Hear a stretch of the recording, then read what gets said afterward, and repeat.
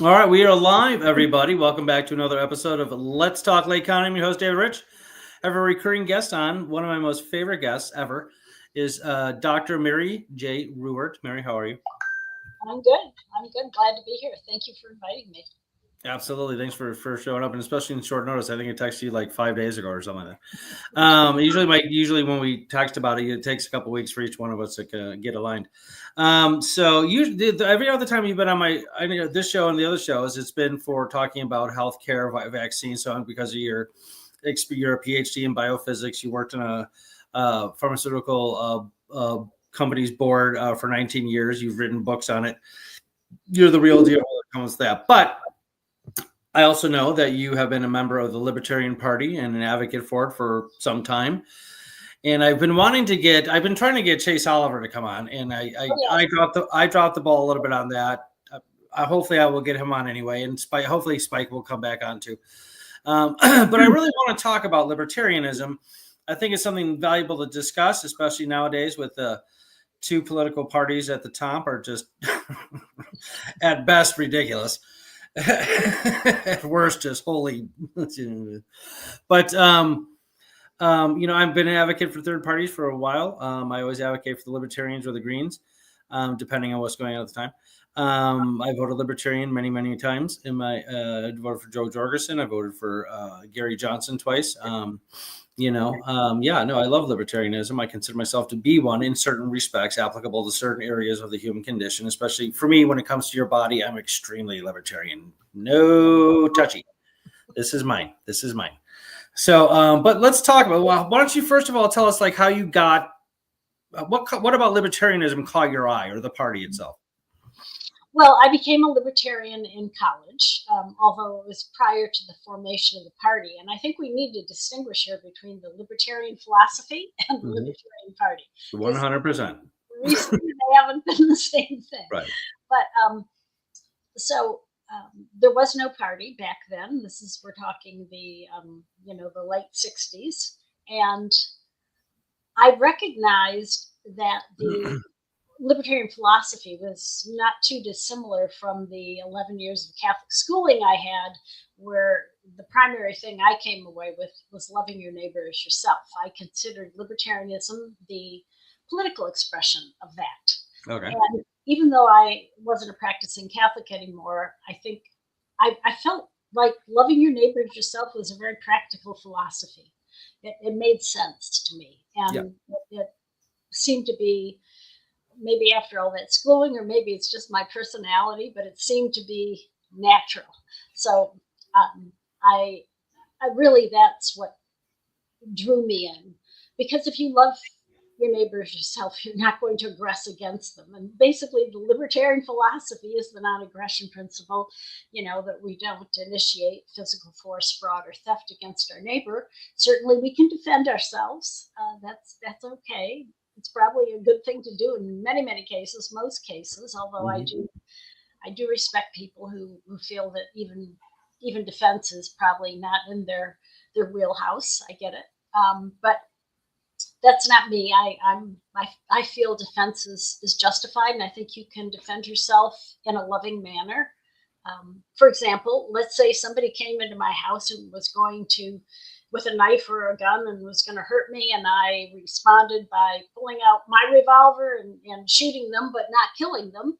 I think my natural inclination would be to call the police at that point, tell them to bring an ambulance. But if I were not loving them as myself, I might take a baseball bat and beat them until they were dead.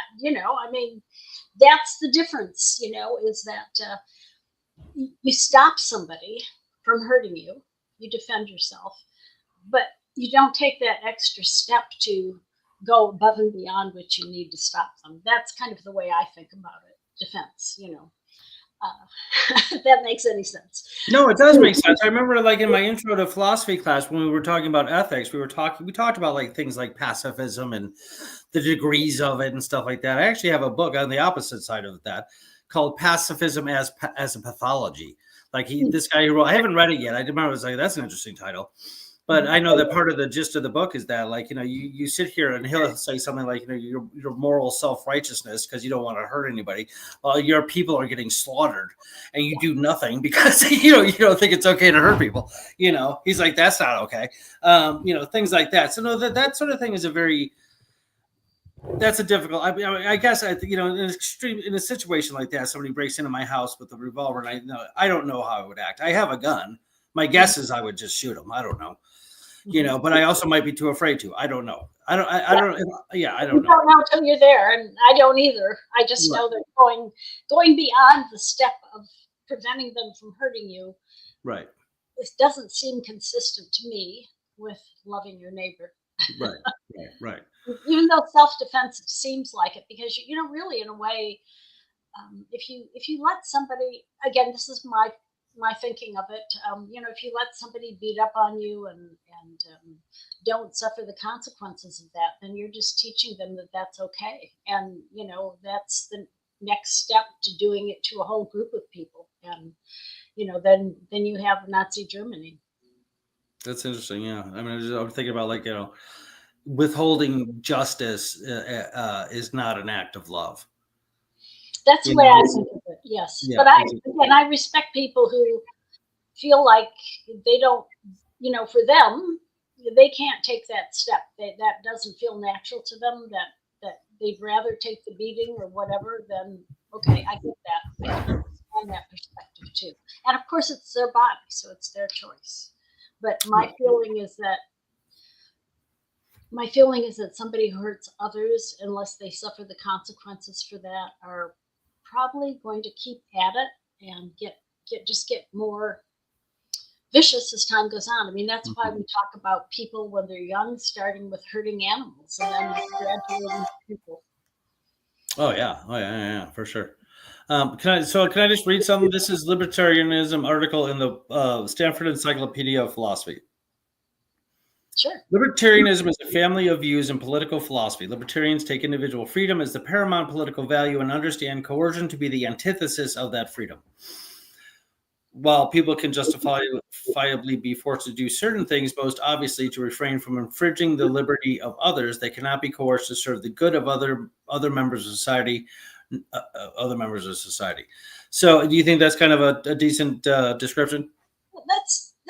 I think it doesn't tell the whole story, but yes. Well, no, one paragraph, right? I mean, yes. I mean, I think the good thing about libertarianism is I have as the subtitle of my book, Healing Our World, I talk about the compassion of libertarianism, how we, basically can enrich the poor, protect the environment, deter crime, and diffuse terrorism. And I think we've, as libertarians, at least back when we first started out, we didn't have all the examples we have today of how it actually kind of works in the real world. And so we could only talk about the principle. And now we can, I think what we've learned is that the practical and the philosophy are kind of two sides of the same coin. Mm-hmm. And that's so wonderful. It's such a wonderful evolution in being able to explain what the libertarian philosophy is. And so, while what you just read talks about the philosophy, I think from my perspective, the wonderful thing is that it works in the real world, because if it didn't, why would we, if it did just the opposite of what I just said, why would we want it? If it encouraged crime, destroyed our environment, it didn't help elevate the poor. I mean, why would we care? So yeah, we have both sides of that, and because of that, because it is practical, which is actually a criticism we used to get when we talked about the libertarian philosophy and didn't have the evidence for the practicality in such a great extent as we have today. We were kind of at a disadvantage because it was hard to convince people that it is practical. But today, if you look on the internet, basically, what you see is the countries that are most prosperous are indeed the ones that have the most freedom, as defined by absolutely philosophy, and the ones that are still what we call in the developing world, and really aren't developing necessarily very fast. It's because their government is not allowing that freedom. It's oppressive, and that oppression, it's just not consistent with human happiness and human progress in a positive sense. Or I would just say human nature, even more fundamentally. I mean, yes. The definition of a human person is a rational moral agent with free will and a body. Yes, so the free will part's very important. It is. So that for a multitude of reasons, that's where where you get your creative ideas and how to express yourself, how to live your life, the choices you make, and whether it be the clothes you wear, or the cars you buy, whatever else, of the people you want to date or not date. I mean, it comes from everything. If you don't have the ability to choose for yourself, then that is antithetical to the human condition, like the fundamental aspects of the human condition. Yes, I would agree with that. Yeah, so that sort of like philosophical reasoning is what got me into it in the first place. I'm like, I've always been a big, huge individualist. I was always very countercultural. I got a lot of shit in high school for the way, I was a metalhead when metal wasn't cool, then it became cool. All this, I've always just been like, the odd man out. And I never really threatened anybody with my character or anything like that. So I'm like, why am I getting so much flack for this? This is ridiculous. This is my choice. It was always like, why do you care what I choose to do with my body? Why do you give a crap what I choose? It's none of your business. That kind of underpinned my my venture towards libertarianism as a philosophy. But real quick, so let's talk about the history of the Libertarian Party in America. David Nolan in 1971 was a former Republican congressman, I believe. What's that? I don't know if he was a congressman. He definitely was a Republican. Oh, okay. Maybe I'm wrong. Yeah, he definitely was a Republican. He in his living room somewhere in Colorado got some people together and started talking about starting a party, a libertarian party. And I think it was the next year in 72 where they actually became an official libertarian, official political party, which I don't know how that happens. But Edie Marie says hello. Hi, Edie. And Alexandria's saying, yep, life evolved to be free. Hello, nice to see you. Yeah, and so that's the history of it. And there's some interesting things about the inception of the Libertarian Party, American Party, in 1971, concerning what the term libertarian meant before then. But is there anything you want to add to the inception of the history of the party? Well, I will say that David Nolan said that when he founded the party, he felt like we might not ever elect anyone, but it wouldn't matter because basically it was the ideas that needed to be elected. And I'm paraphrasing him a bit. I'm not quoting him. Sure. No. And that's what's, I think, changed in the Libertarian Party. That was always our temptation, if you will. Being a party, a political group that was participating in elections, the temptation was always to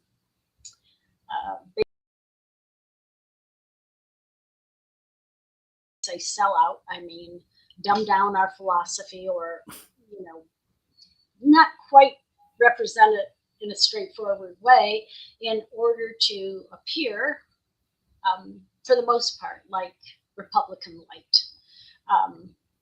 And I say it that way because the party was founded by ex-Republicans, and it took quite a while for the ideas of compassion and the things we talked about earlier to be part of the philosophy. I remember initially in 92, when I put out the first edition of Healing Our World, I kind of got criticized for talking about the practicality of libertarianism. And yet, I've asked many audiences in libertarian talks, I've said, how many of you would be libertarian if you thought it was if libertarianism would destroy the environment, create more poverty, have people starving in the streets, and create wars and things like that, so that we basically devolved instead of evolving? And usually one person would raise their hand, but not the rest of the group. because there's kind of an intuition going on. If a philosophy is in alignment with humankind, which is basically what you said earlier, David, when you were talking about needing free will. And, if it's not in alignment with human nature, then bad things are going to happen. Oh, you betcha. And if it is in alignment, good things happen, generally speaking. And so if you don't expect good things to happen, why would you advocate for a particular philosophy? And the actual, of course, answer is we wouldn't. And of course, when the Libertarian Party started and the philosophy of libertarianism gained momentum, there was a lot of I guess because we didn't have all the practical examples. We had them, but they weren't generally well known. Let's put it that way. Okay. People didn't, when they didn't have your background of philosophy, they didn't necessarily see that. But I can tell you that when I lectured in schools, what I would do when I was supposed to talk about libertarianism is I didn't start with that. What I did is I put 3 things on the board.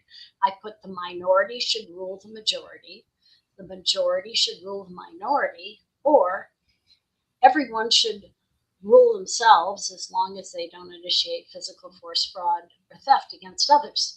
And then I asked the students if they could decide how the government operated, what would they choose? Well, like 95% of them raised their hands for the libertarian philosophy. This is before they even knew it was libertarian philosophy. And then I asked them, how do you think the US government is acting today?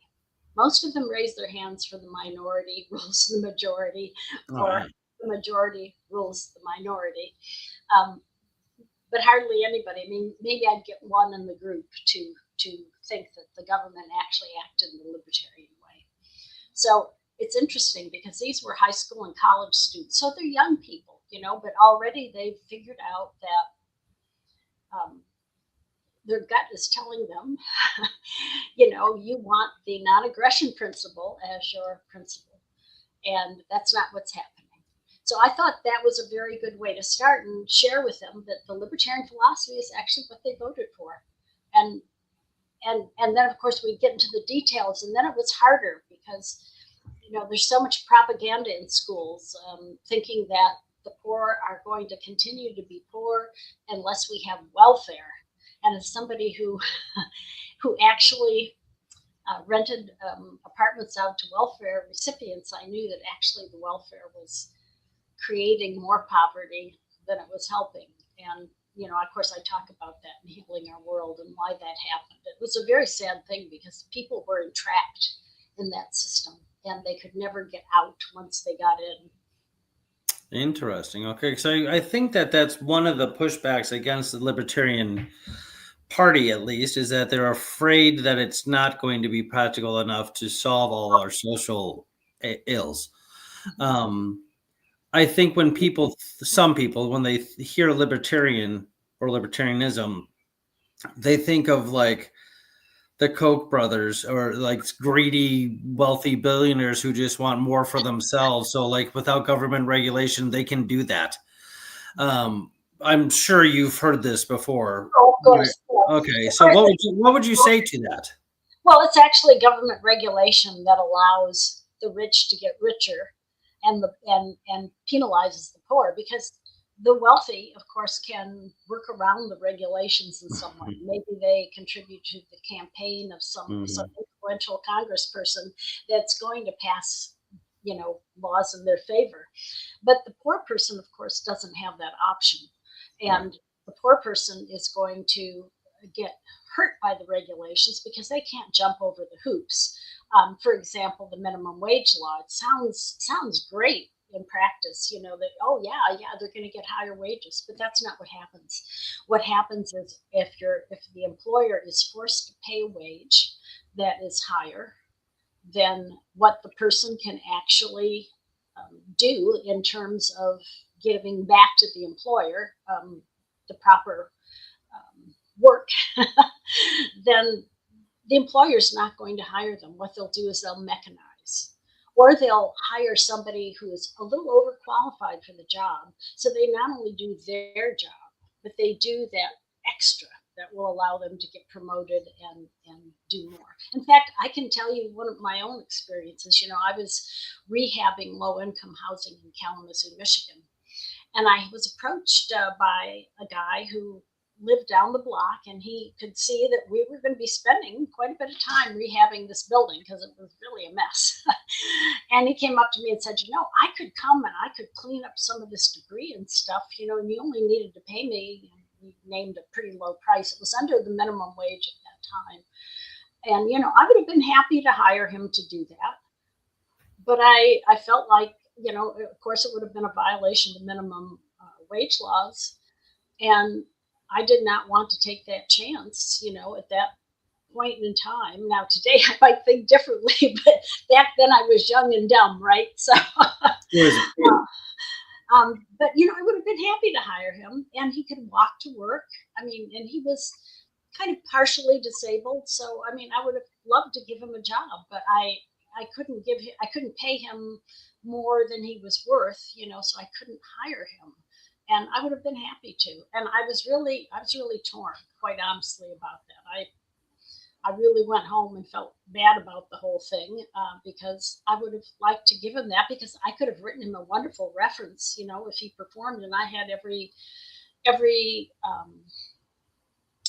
signal from him that he would do that. Mm-hmm. And I hadn't even said anything about a reference, but I mean, I always write glowing references for people who work for me that do a great job, you know, because I want them to move on. I mean, I figured my role as an employer is to bring out the best in them. Yeah, no, actually, absolutely, you know, and it's just there's just a basic, you know, the structure of economics and, like, you know, jobs, the employer-employee relationship is very reasonable. Like, you have an employer who needs workers, and so you put up a for hire sign, they come in, they interview, and you like them, they like you, you work for them, and things go well, or they're not. But I do know that, like, a lot of government regulation comes from, like, fear over, like, you know, over exaggerated fear of a few things happening here and there.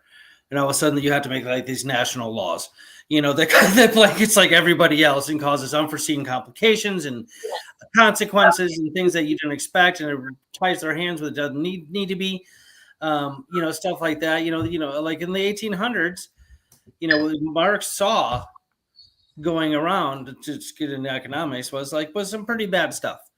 You know, there was definitely a lot. Yes, he called it exploitation of labor, and that needs some unraveling to explain what he meant by that. There was, but it wasn't. First of all, it wasn't everywhere. No. Secondly, it probably wasn't even in most places. It was just in some places. In those places where he spoke of, he's right. It was awful. Absolutely. But you don't need to overthrow an entire organically designed economic system because of a couple of problems here and there. That's just absolutely a disproportionate reaction. Okay. Yeah. And also, you know, you think back in the 1800s, there wasn't as much wealth creation going on as there is now. You know, as time has progressed, we have had the capacity to create much more wealth, because we know what happened in the, you know, we know we build on the techniques and the innovations that we got early on. So, you know, back in the 1800s, everybody was pretty poor. And, you know, before the Industrial Revolution, and prior to that, people lived on $1 or $2 a day all over the world, you know, with the equivalent of what would be $1 or $2 today.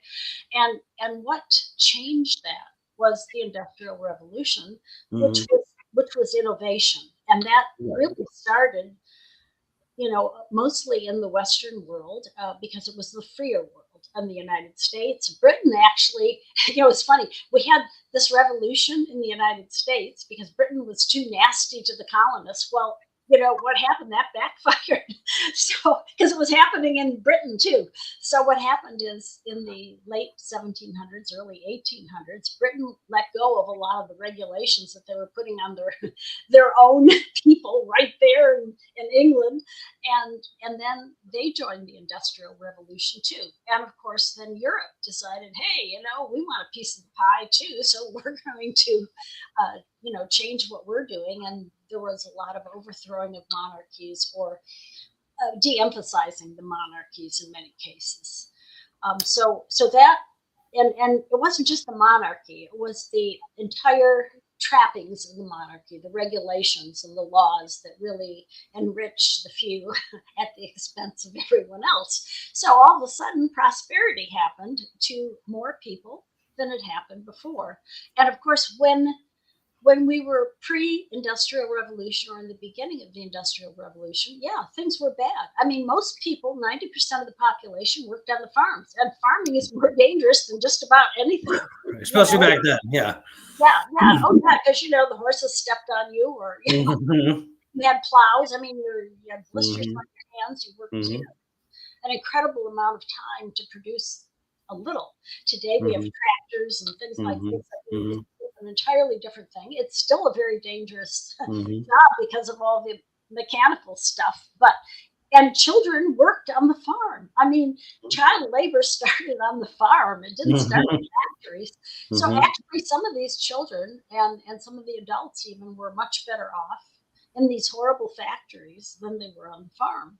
At least on the farm, of course, they got fresh air, but in the factories, that was one of the prices they paid. But so I think you have to understand the historical context of the idea of wealth creation. And what's happened in the Western world is we've learned to create so much wealth so fast.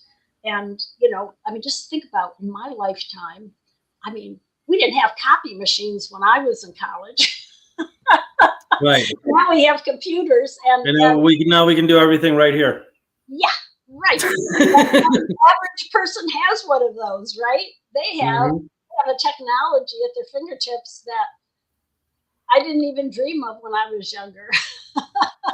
So it's just a very, that's innovation for you. You see, and that's wealth. And that's, I think, why we've managed, in spite of the politicians spending all our money and putting us in debt, we've been creating wealth in computers and the phone technologies and things like this. And this is, I think, what has saved us so far. But the thing is, the brakes are being put on innovation by all the regulations. And of course, we don't have the capital always to invest in innovations. So, and certainly in the healthcare industry, as you know, I've talked about this. It's really bad.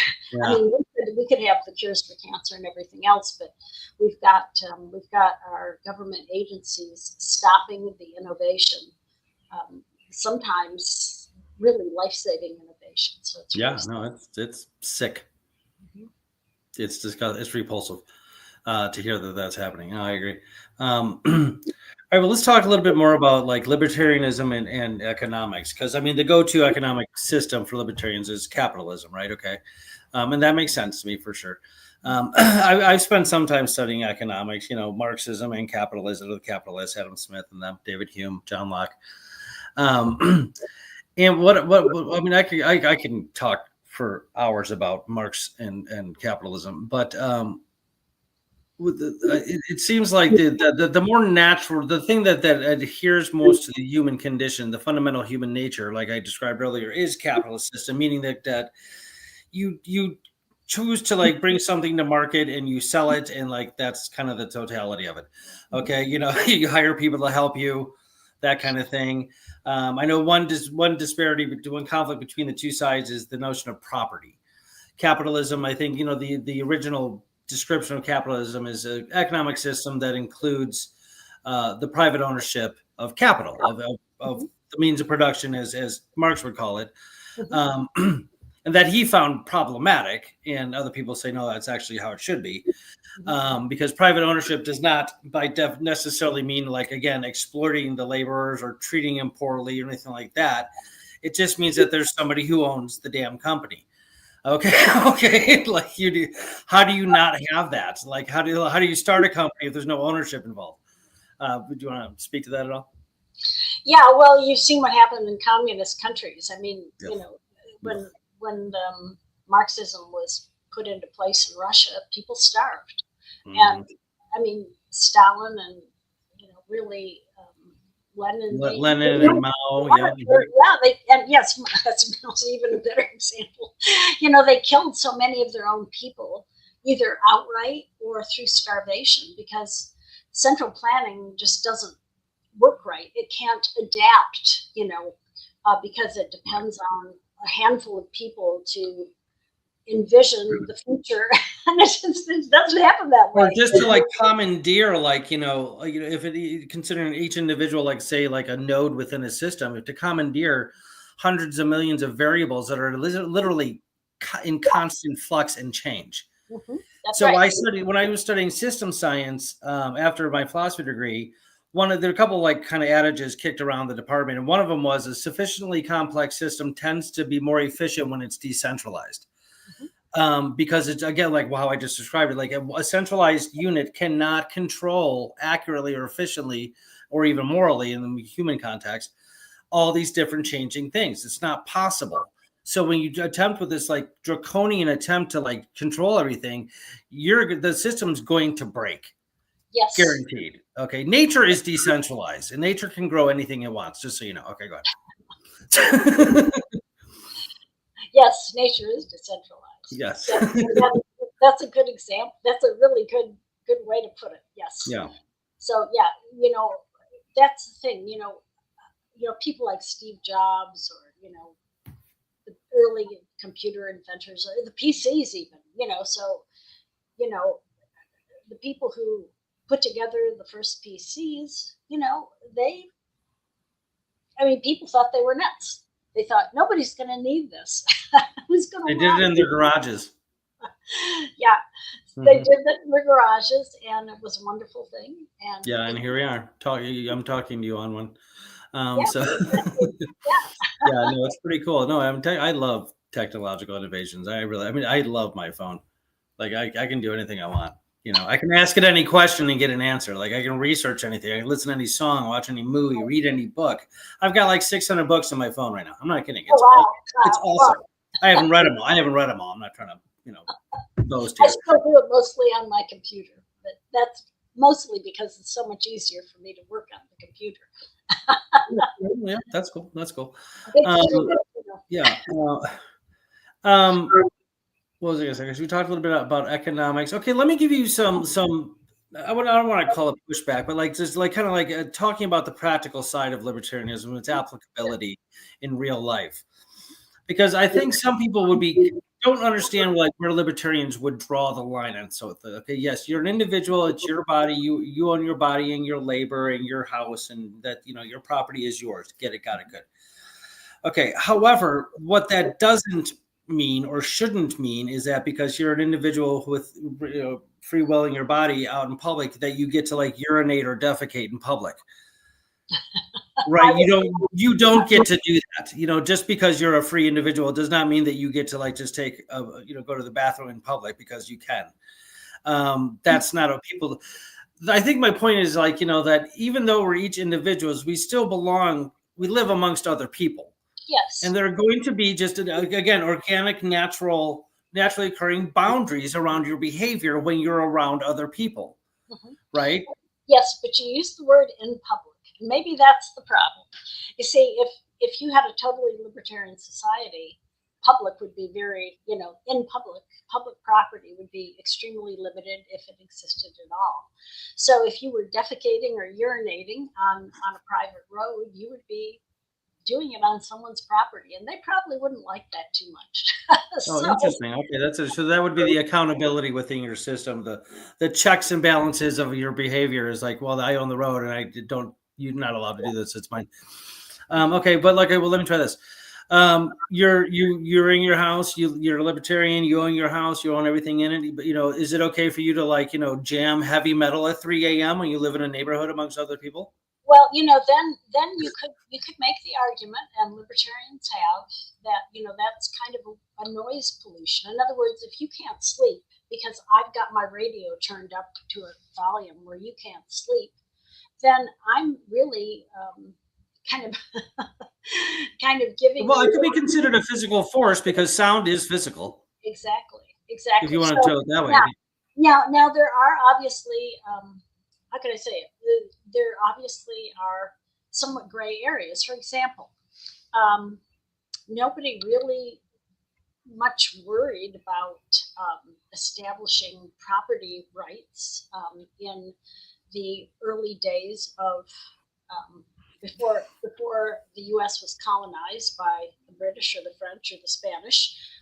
Most of the but there were exceptions. So most of the Native Americans didn't worry about putting fences around where the buffalo roamed and things like this, but they did have private property, like certain streams and things like this, were basically owned by certain tribes or certain families in those tribes.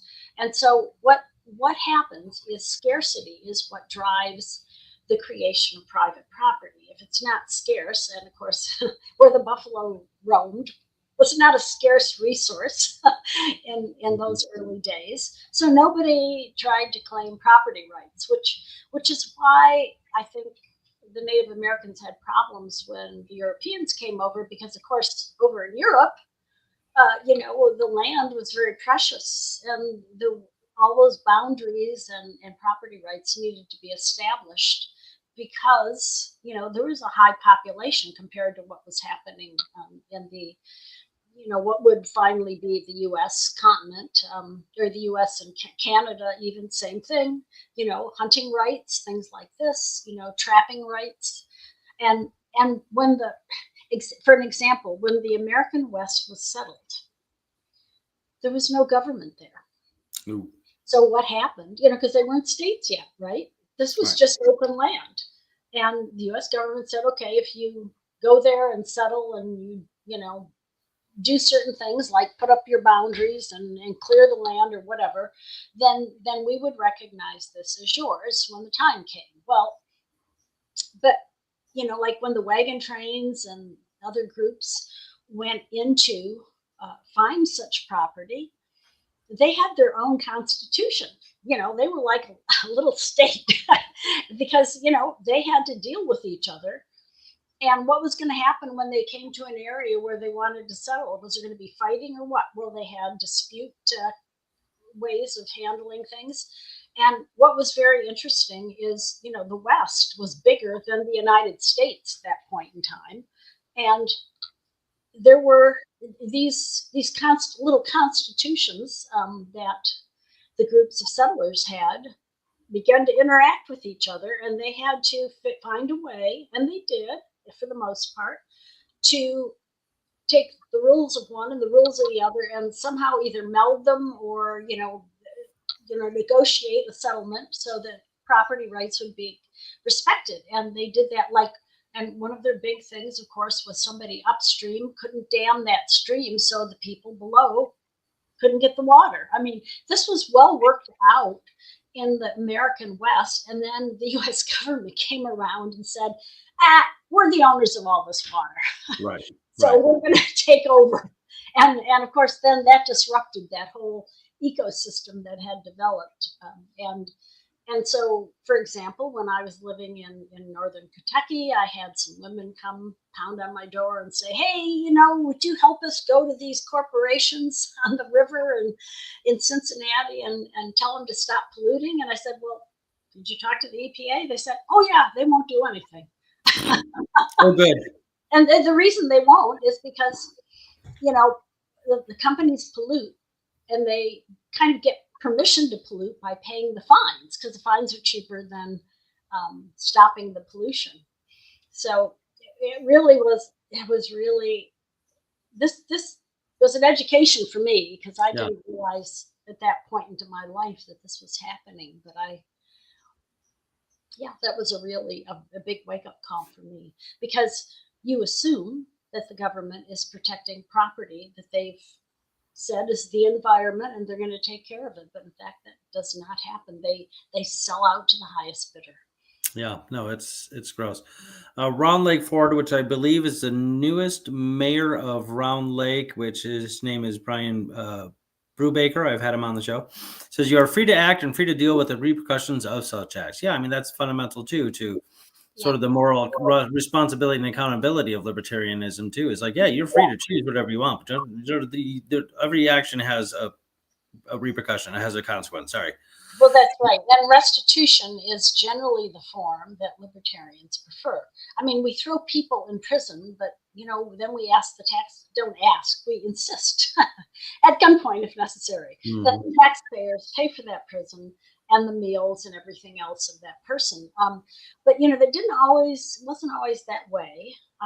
In fact, some of my ancestors had a saddle factory in the St. Louis, Missouri area, and they would take prisoners from the prison if they were well behaved and willing to work in the saddle factory, and they would get some money for that. And of course, the prison would also get some of the money, and the prison in that area was self-supporting, so that taxpayers did not have to pay for the food and room and board, basically, of the prisoners. And when you think about it, if you are a person that's been harmed by someone and you send them to jail today, you get robbed twice. You get robbed when the person came into your house and took stuff, and then you get robbed by the government to pay for that person's incarceration. Much better if they have to pay for it themselves. And if they can't for some reason, and there will be people like that, they can rely on charity. I mean, and so there would be probably some charitable organizations that would be willing to do that. In fact, in the private sector, there have been charitable organizations that have trained prisoners to work and get paid, and then when they get out of prison, they have a recommendation. And this is happening in the private sector. It's not happening. It's not happening in the government sector. The government sector actually sometimes shuts programs like that down. There was some prisons on the East Coast that were allowing the prisoners to make crafts, and prisoners were selling it, and some of them, this is back like 30, 40 years ago. I mean, they were making like 30 grand a year, which was a lot of money back then. And so they could pay their restitution, or, for the room and board, if that had been an option. But what happened is the local people who were crafters, they didn't like that because it was competition. So, so they asked their government to shut that down, and the government did. Interesting. Okay. Wow. That's interesting. Yeah. A lot of like the backstories of a lot of these things that I don't think that the general public is aware of. Like I never heard that before. That's pretty cool. I've always been like very suspicious about private prisons. I'm like, it strikes me as not right. But the way you're explaining it, like now I'm going to do research into it. Private prisons today are not necessarily allowed to do that, because of the kind of things we're talking about. But back, in the day they were. And, if you or your readers want to learn about more of this stuff, this is the kind of thing I put in my book, Healing Our World. It has like over 1,000 references, because so you don't have to take my word for anything. You can look it up, because I really believe that people should be able to do their own research. Yeah, no, it's well, like I've been slowly reading that book over the last like month or so, couple months. And I remember like what's sticking out now, what I'm remembering now is like I really appreciated the analogy of like an economic system is like an ecosystem in nature. Yes. And that, like I was talking about, like the organicness of like economic systems, and the capitalism kind of fits that description best, I think. Yes. I really responded to that. I liked that a lot, and I've been thinking, just kind of like driving around, whatever else, sitting around and thinking like, more like how to like draw out that analogy in more detail. Because I do gardening, I'm a professional horticulturalist. Like I know how nature grows things. So I'm trying to I'm thinking about writing like maybe a little couple paragraph or a couple page essay or something, like just kind of drawing flushing out the analogy a little bit in more detail. Yeah. Well, it's great, and in addition to the ecosystem analogy, there's I kind of lost my train of thought there, but yeah, you were reminding me of something about how everything fits together, and that's really Well, the interconnectedness of everything Mhm. is a huge part of nature, like, the butterfly effect, which is like purely mathematical theory. But and again, like, no real Yeah, practical examples. There's no way to test that theory, but it makes sense, right? sure, yeah. Just like the absolute causal cause and effect connection between every little thing. I was, so like that. So like, yeah, no, it's that's fun stuff. That's where you get, like, I think that's kind of the cooler part of spirituality is interesting is the interconnect. Like, just sit there and contemplate that. You're gonna be like, you're gonna come across an aha moment. I guarantee it. Oh yeah. In fact, the aha moment is something that I think libertarians experience, because one of the things that happens is a lot of libertarians get very discouraged when they realize how different things could be, and they aren't, and they don't see a path to that. But when I ask, okay, well, if you could go back in time and you could not learn about libertarianism, would you do it? I've never had somebody say yes. And I think the reason is there is an elevation of consciousness when you kind of get the idea, the connection between loving your neighbor and libertarianism and the non-aggression principle, that's so intuitive to us, like we talked about before in the classroom. I think there's a part of us that know that that's the way it should be. And while it is easy to get discouraged and say, oh, yeah, it's not happening now and it never will. But, if you think about the evolution that we've already seen, I mean, there was a time, for example, when women were considered property of the menfolk. That's not happening anymore. We thought it was okay to have slaves for many hundreds of years. So disgusting. And now we don't think that anymore. We're moving forward. It's taking a while. Yeah, exactly. And that's another thing too. Like, things take time to develop. You gotta be a little patient here.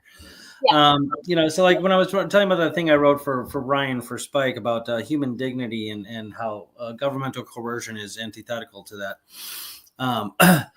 One thing I keep, when I think of like governmental force, my first go-to thought is police. Right. And I'm not saying we shouldn't have task forces. I personally think local communities should hire their own task force and draw their own lines and regulations for how they want their community protected. Instead of like the government shoving it on you, let whatever town you live in, you guys decide who you want to protect your community, if anybody at all. But like, when a cop shackles you in chains and puts you in a cage, okay, let that imagery sink in for a second. That is literally and legally the cop is taking ownership of your body. Mm-hmm. Okay, now what's the word in English that we use to denote when somebody takes ownership of somebody else's body? What is that called? Slavery. That's exactly what that's called.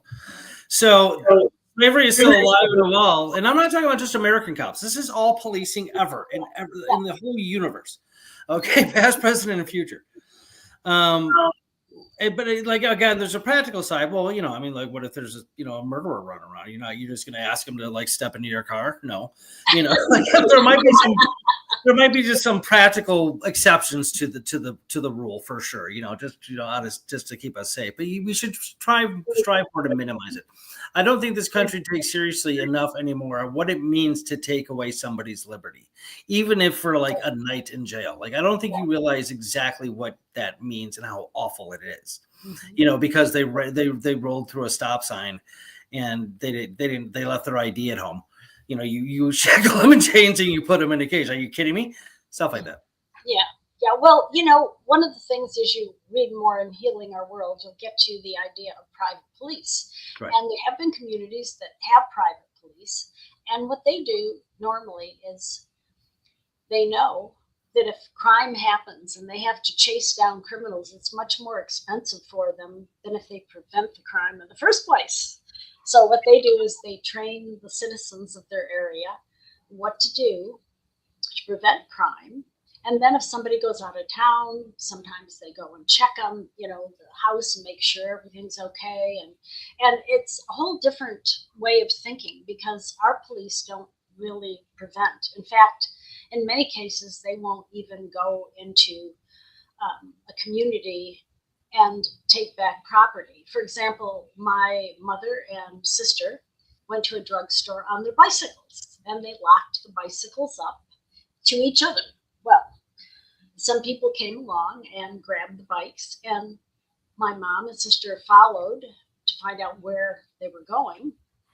And they saw their bikes up on this balcony in this apartment complex. So they went to the police and brought the policeman out, pointed it out, and he said, "Oh yeah, we don't go there. It's too dangerous for us. Talk to your insurance company." Wow. Yeah. So I mean, now if you had private police, you know what, you might say, well, every month we pay you so much money to protect us, and we're not happy with your service. So here's your 30-day notice. We're getting this other company, Right. but we can't do that because usually we're only allowed by law to have one policing outfit in our area. But what if there was competition? I think it would change the system quite a bit. And that's actually something that we can do. And again, I described some, private systems that have done that. And that's why the private systems generally are much, much more amenable to preventing crime and taking care of the people. And that's kind of what we want. And I think also we have a lot more criminality today than we used to. That I don't have data for that. I mean, No, the chart has gone up. yeah. And the reason I think that is in part is that we have excused criminality. We have told people in school, hey, if you're starving or you want something and you don't have it, it's somebody else's fault. It's not your fault. Right. It's the rich's fault. So it's okay to take from the rich, Yeah. And when you have that attitude, it's very easy to justify taking anything from anybody. And that's I think a really big problem with the way we have started kind of going down the path to something equivalent to socialism and communism. That's kind of what we're teaching our young people. That wouldn't happen. I mean, if I had shoplifted something, I would have had to, work hard to pay it all back. That's what would have happened in my family. Yeah, of course, and I'd have to apologize and grovel too. I mean, that just wasn't acceptable behavior. But today, Oh, I see videos of like people looting stores, not even during like riots or anything. They're just going to stores and start stealing, and the employees are told to just let them do it. Yeah. Well, in California, actually, there was a law passed that if they stole less than some, I think, $300 or some amount, that they couldn't even be prosecuted. So, they went in and took, I don't know if they took the allotted amount or more, but I mean, nobody was going to step up and try to stop them. And of course, today, a lot of these people don't just steal. They're willing to harm you if you would interfere. And of course, that's not something that the stores want. They don't want their employees hurt. And you can't blame them because big lawsuit there. No, it's just not worth it. Yeah, and of course the merchandise is less valuable than the person, obviously. But the thing is, if we continue down this road, we're going to have a lot more lawlessness, and that's what's happening. I mean, look what happened, really. And again, I'm not trying to. I'm not a Trump supporter. I didn't vote for Trump, but his idea of taking people who are criminals and having them leave the country seems natural to me. I mean, they're not citizens. And yet there was such a hue and cry about that. Like there was no recognition that at least his attempt was to take the criminals out. Now, did he always get criminals? I don't know. Probably there were people that should not have been deported, but the idea that it was criminals just didn't seem to register. In other words, it wasn't okay to take criminals out if they were already in the country. So at least that's the kind of feeling I got from the criticism I heard. Oh no, I think you're exactly right. I mean, there's they were going after the guy who got deported to El Salvador. Turns out he actually was an MS-13, and he was trafficking gang members from Texas to be like that. Actually, was proven to be the case. So but I think the thing is now like ICE is like raiding like Home Depots and farms and restaurants and like going after people that even though they're illegal, they're here illegally. They're not violent criminals. They're people trying to make better lives for themselves. I think you're seeing pushback on that aspect of it. But it's not just Trump. Obama deported 12 million people in 8 years.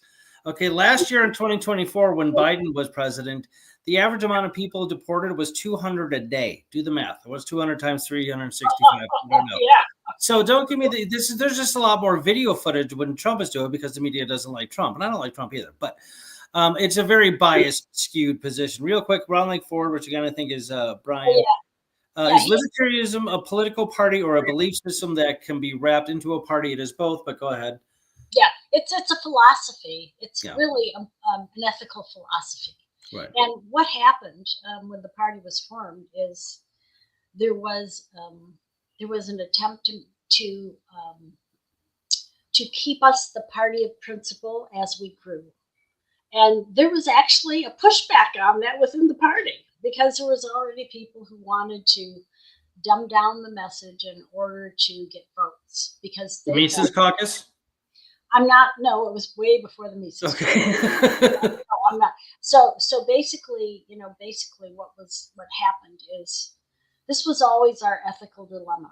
Could we hold our moral high ground, our ethical high ground, or were we going to say things that didn't line up with our philosophy in order to get votes? And I think that's a horrible, horrible way because, when the party started, we were all volunteers, and I don't know how many of, people out there know about this, but every 2 years, the party has to requalify to get on the ballot.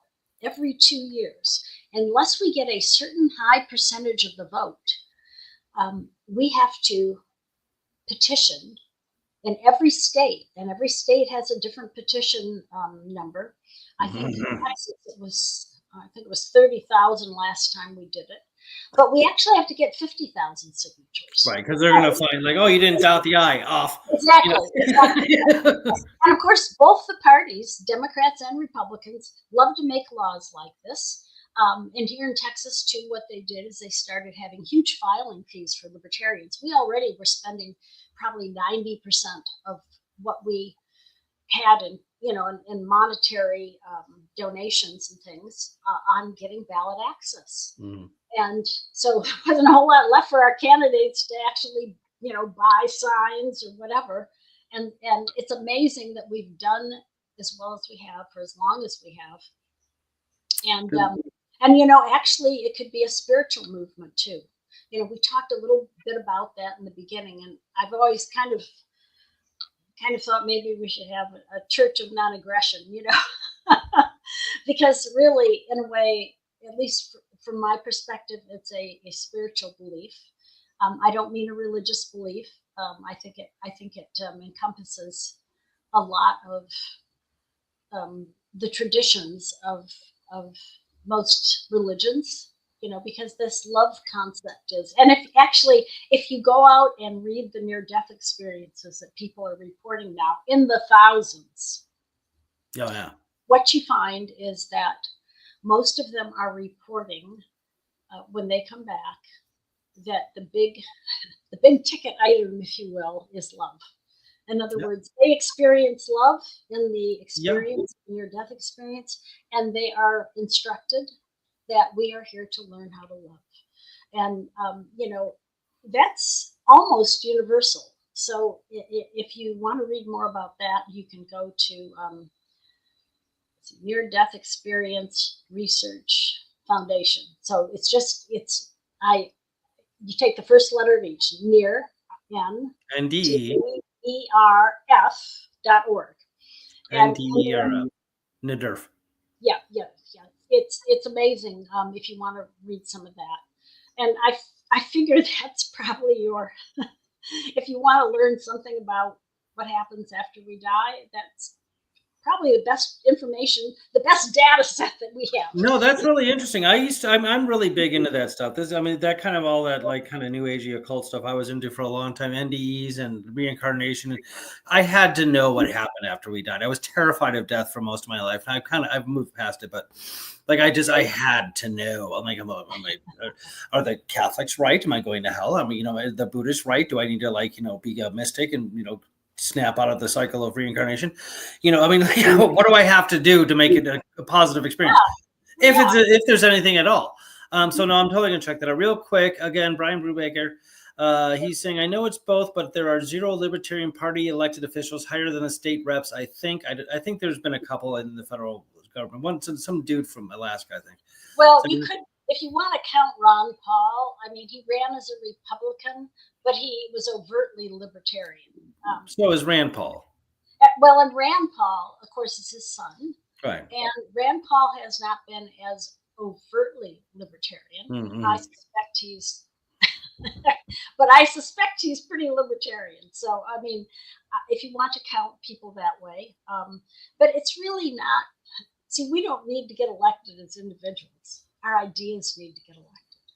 Okay, that's interesting because his next thing is, would it be better to run it as a belief versus a party just spitballing? So yeah. Well, the advantage of the party, and I've ran so many times as a candidate. I don't even remember how many times I've run. Okay, so I say this as a perennial candidate. What happens is it gives us a platform to talk about the non-aggression principle if we take it. Now, that's what we used to do.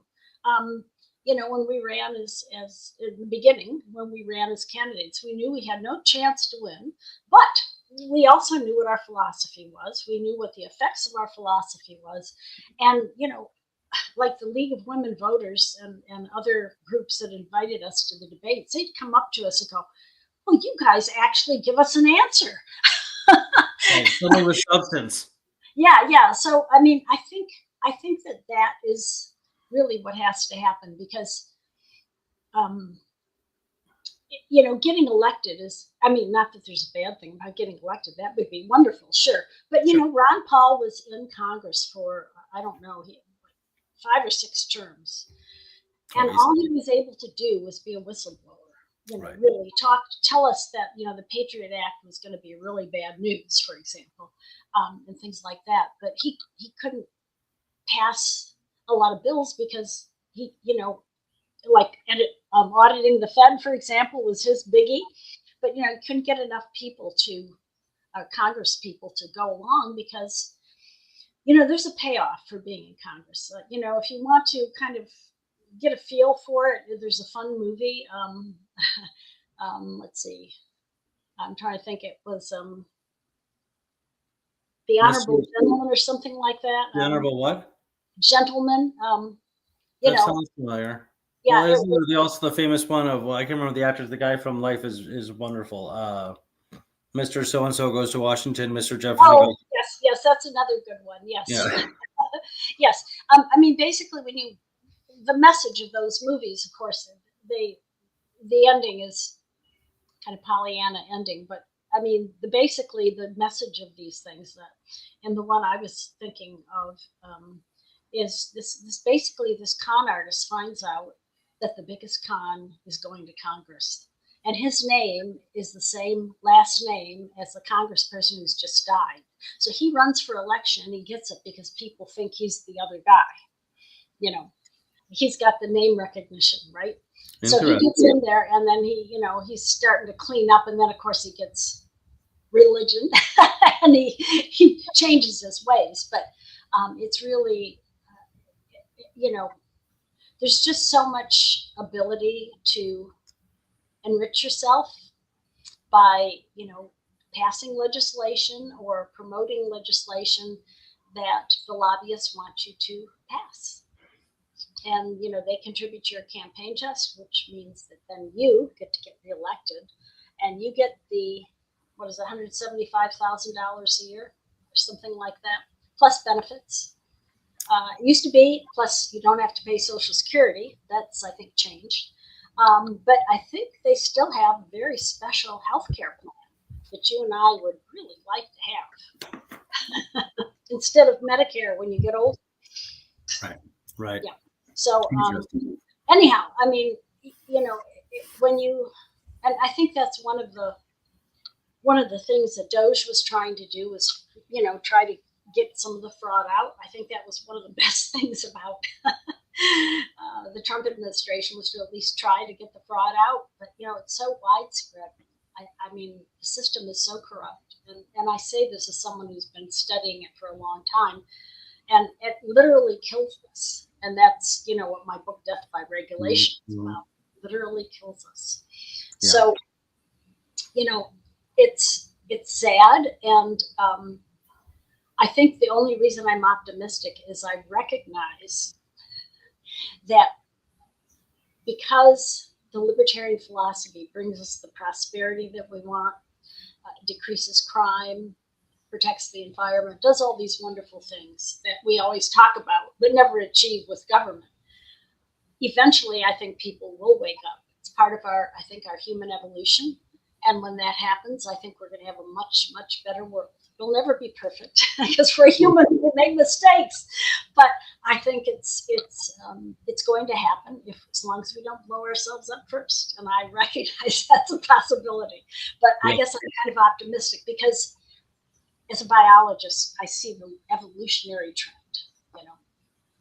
So that's another good analogy too. Is just the human race is the globe is evolving.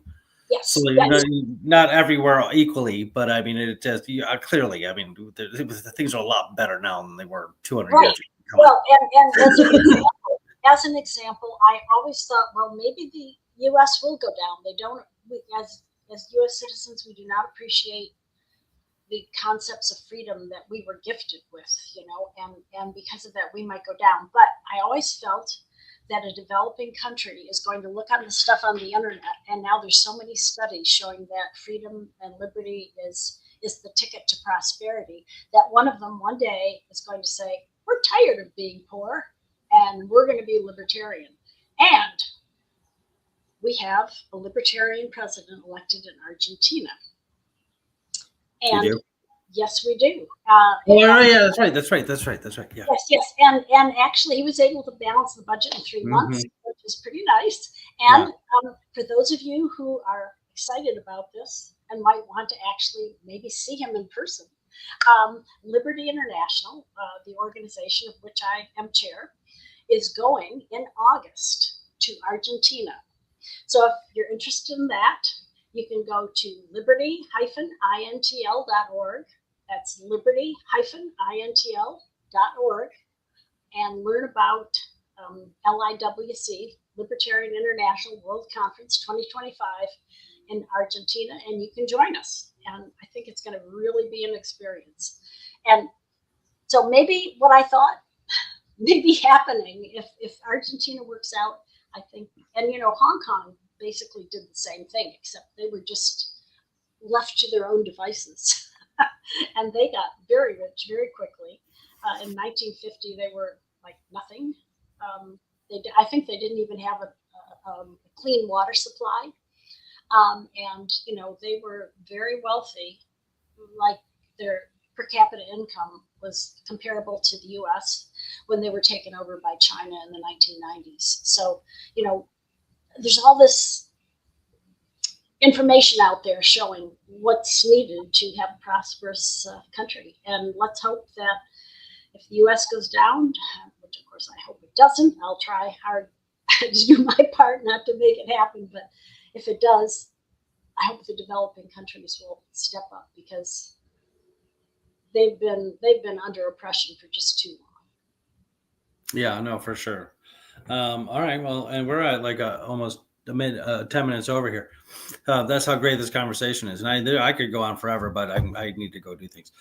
So thank you for coming on, Mary. Again, always a pleasure talking to you, and I'm glad we could talk about libertarianism instead of just all the vaccine stuff.